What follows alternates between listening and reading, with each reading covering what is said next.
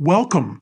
Today we'll find the points where the tangent line is horizontal on the curve y equals quantity x minus 3 squared times quantity x minus 2. Let's solve this step by step. Remember, at points where the tangent line is horizontal, the derivative equals 0.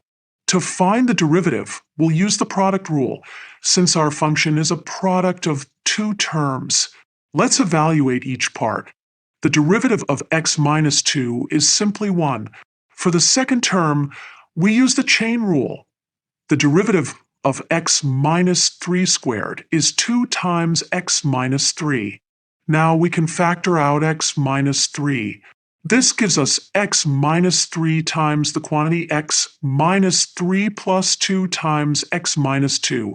Simplifying inside the parentheses, we get x minus 3 times 3x minus 7.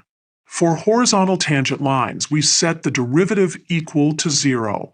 This gives us x minus 3 times 3x minus 7 equals 0. Using the zero product property, either x minus 3 equals 0 or 3x minus 7 equals 0.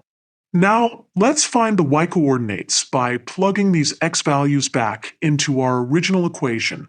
When x equals 3, x minus 3 is 0, making the whole expression 0. So 1 point is 3, 0.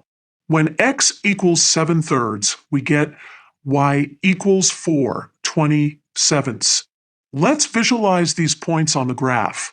Here's our curve y equals x minus 3 squared times x minus 2. And here are our 2 points where the tangent line is horizontal, 3, 0 and 7/3, 4, 20/7.